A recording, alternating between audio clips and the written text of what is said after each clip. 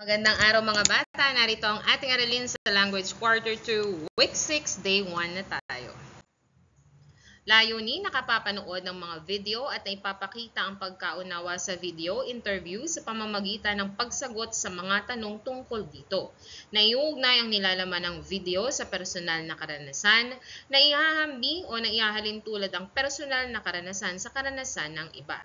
Ngayong araw manonood kayo ng video. Ang una ay tungkol sa isang batang babaeng nakatira sa Sarangani. Tatalakayin natin ang iba't ibang paraan ng pagpunta sa paaralan. Pag-uusapan na rin natin ang paghahambing. Ang pangalan ng bata sa video ay si Jessica. Pantingin natin ang pangalan niya, Jessica. Ilang pantig mayroon ng Jessica? So, 3. So, nakatira siya sa Sarangani. Ang Sarangani ay nasa Pilipinas pa, ha?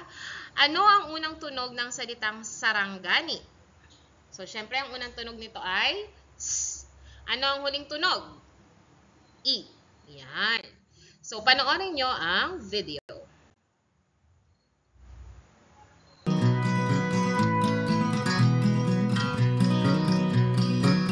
Naglalakad po ako dito sa Kauras. Nung pumukagay ko magsaka, hinahawakan ko ang dalawa kong kapatid. Nahatid ko muna sa kinder at grade 1. Kung kusog ang ulan, sumakay kami ng kabayo padulong sa eskwelahan. Apat kami magkasama po. Magkapatid po kami. Ang paborito ko ay Math, English, Pilipino. Mahilig ako bumasa ng English, Pilipino. Nagsimula ako mag-ilig magbasa noong grade 3 po ako. Gusto kong maging teacher.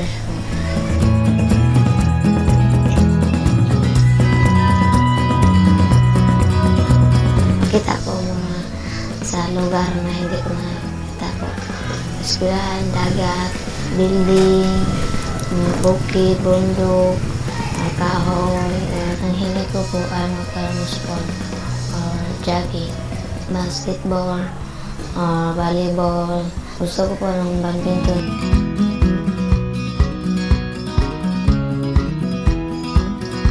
Paborito kong gulay ay talong, kalabasa.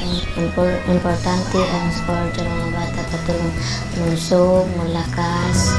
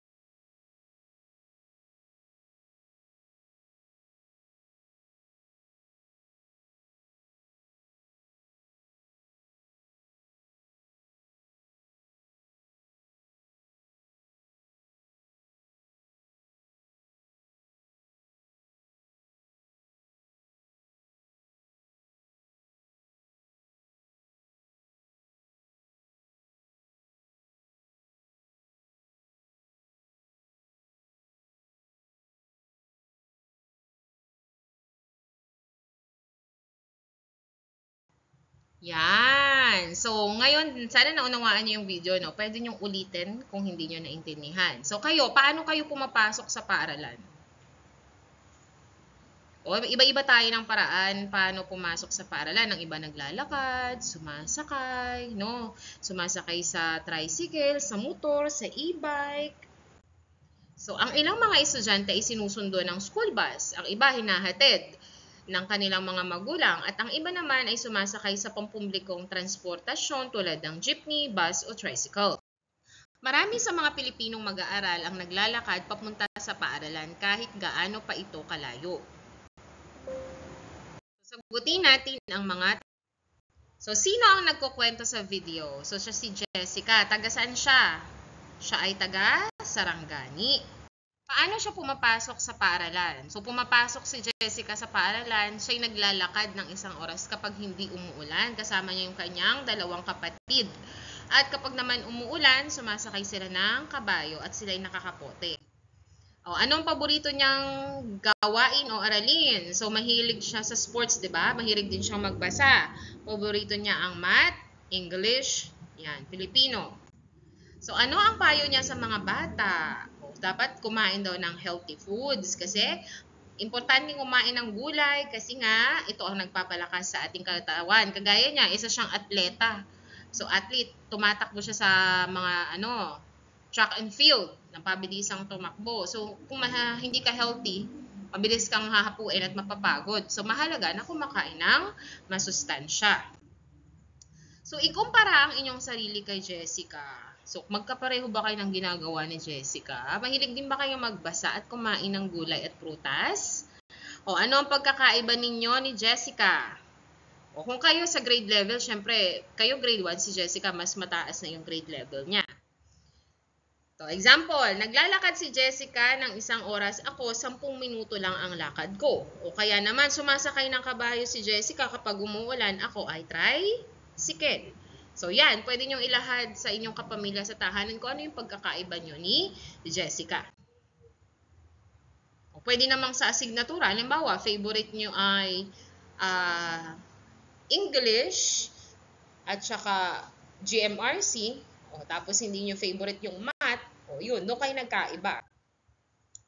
So, comparing and contrasting. So, humanap kayo ng kapareha sa inyong tahanan, ikumpara ang inyong sagot sa sagot ng inyong kapareha sa tanong sa kasunod na slide.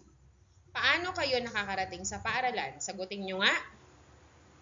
O, magkapareho ba kayo ng sagot ng kapartner mo?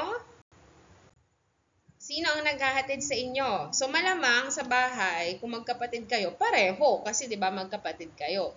Pero, kung ang kapartner nyo ay nasa paaralan, magkakaroon kayo ng pagkakaiba kasi iba yung naghahatid sa inyo. Yung iba tatay, yung iba nanay, yung iba may service.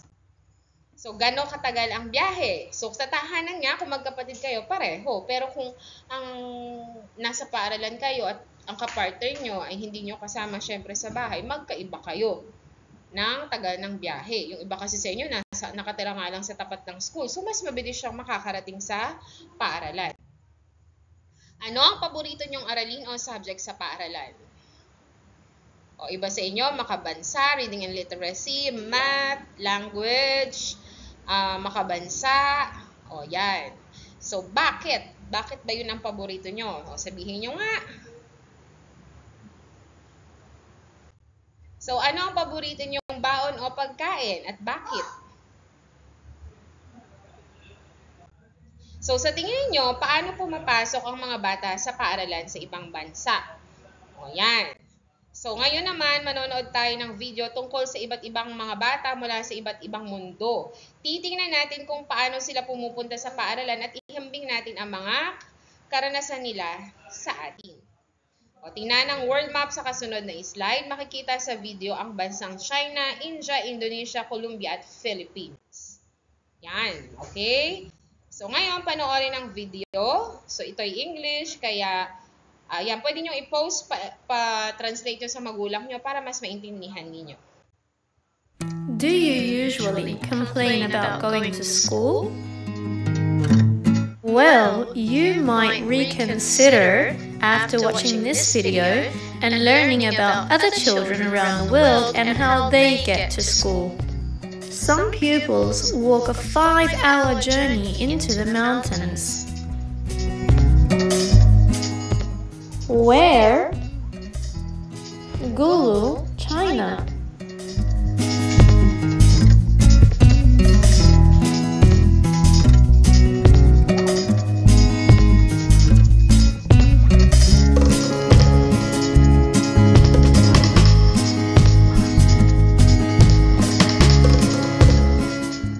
Some pupils climb unsecured wooden ladders.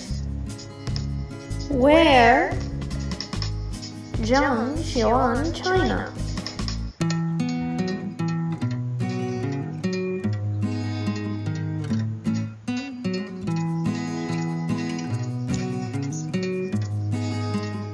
Some kids need to walk through the Himalayas. Where? Zanskar, Indian Himalayas.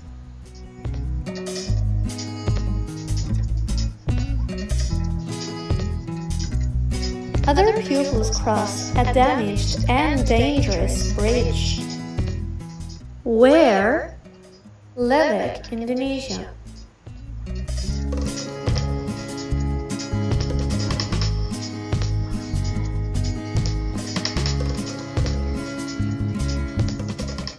Some kids fly 800 meters on a steel cable 400 meters above the Rio Negro River. Where? The Rio Negro River, Colombia.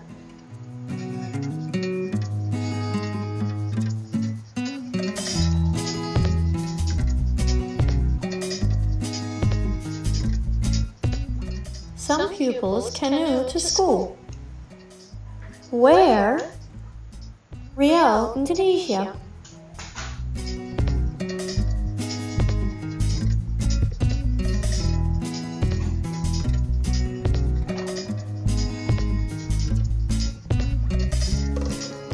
Some pupils have to travel through the forest across a tree-root bridge. Where? India.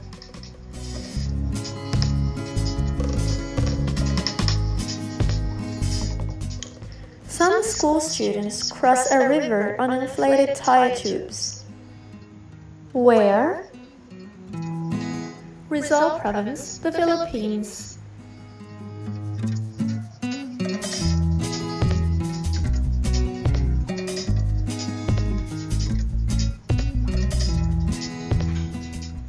Some students walk across a plank on the wall of the 16th century Gali Fort. Where? Sri Lanka.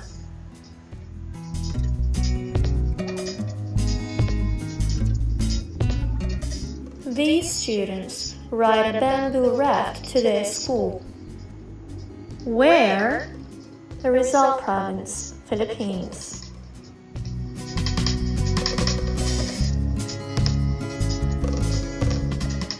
What about you? How do you get to school? Iba-iba talaga ang paraan ng mga mag-aaral pati ng mga guro upang makarating sa paaralan. Halimbawa, kunwari sumasakay ako ng motorsiklo para makarating sa paaralan habang ibang bata naman ay sumasakay ng balsa. So meron din nga dito sa Pilipinas na umaakyat pa ng bundok, tumatawid ng ilog. So maswerte kayo kung hindi nyo yun nararanasan. Kaya dapat maging masipag kayo sa pagpasok. Ang salitang habang ay senya sa naghahambing ako ng pagkakapareho o pagkakaiba ng aking gamitin ang impormasyon sa chart upang makumpleto itong pangusap. Ang mga bata sa blank ay tumatawid ng blank habang ang mga bata sa blank ay tumatawid ng blank. Halimbawa, ang mga bata sa China ay tumatawid ng bundok. Ang mga bata sa China ay tumatawid ng bundok habang ang mga bata sa Pilipinas ay tumatawid ng ilog. Ang mga bata sa blank ay pareho sa mga bata sa blank dahil halimbawa, dun sa mga pinanood natin ang pareho, ang ginagawa. May natandaan ba kayo? So, meron doon yung sa Philippines pareho, no? Tumatawid ng salbabida at saka ng balsa. Pareho silang tumatawid ng ilog. O, ang mga bata sa blank ay naiba sa mga bata sa blank dahil, o yan, ang mga bata sa China ay naiba sa bata sa Indonesia. O, dahil sa China, may tumatawid ng bundok, sa Indonesia, tumatawid ng sirang tulay. Okay? Yan, pwedeng ganon. So, maliban sa mga salitang napag-aralan na natin noong nakaraang araw, at ngayon, mayroon pang ibang mga salita o panlapi na pwedeng gamitin upang maghambing ng mga bagay. Ito ay ang mga sumusunod. Magkasing. Magkasing ginagamit natin kapag pareho. Yung mas, pag may pagkakaiba, pati yung pinaka. Kung naalala nyo, ginagamit natin ang mas kapag naghahambing tayo ng dalawa. Kapag pinaka naman, ginagamit natin kapag naghahambing tayo ng 3 pataas. Subukan natin gamitin ito. Halimbawa, magkasing laki ang bag ni Waldo at Queenie. Ibig sabihin, pareho ng sukat yung bag nila. Next, magkasing tangkad si Paul at si Benji. Ibig sabihin, pareho yung height nila. Mas maraming babae kaysa sa lalaki. Dito, dalawa lang yung pinagkukumpara ha, babae at lalaki. So, ibig sabihin, hindi pareho yung bilang, mas marami yung babae. Next, pinakamaagang pumasok sa paaralan si Marie. Okay, piliin ang pangungusap na nagpapakita ng tamang paghahambing sa mga larawan. So, dito tayo. Yan, to. Ihambing natin, ano kaya ang tamang paghahambing dito sa dalawang larawan? A, sumakay sila ng school bus habang kami naman ay naglalakad papunta sa paaralan. O B, pareho kaming sumakay ng school bus sa pagpasok sa paaralan. So, ang tamang sagot dito ay letter A. O, diba? Dito, sumakay sila ng school bus. Dito naman, naglakad. Next. A, magkaiba ang aming paboritong kulay. O B, magkapareho kami ng paboritong kulay. So, ang tamang sagot dito, B, pareho kasi silang naka-red. Magkapareho sila ng paboritong kulay. Next. A, magkapareho kami ng baon ngayon. O B, magkaiba kami ng baon ngayon. So, ito ay letter A, magkapareho. Next. A, magkapareho kami ng buhok. O B, magkaiba kami ng buhok. O, letter B, magkaiba kasi yung isa tuwid, etong isa ay kulot. Next. A, magkapareho kami ng ipinintang larawan. B, magkaiba kami ng ipinintang larawan. So, letter B, magkaiba ng ipinintang larawan. Okay, so natutunan nyo paano maghambing. No? Maghambing. Pwedeng ihambing ang pagkakapareho o pagkakaiba. So, abangan ang susunod nating lesson. Paalam!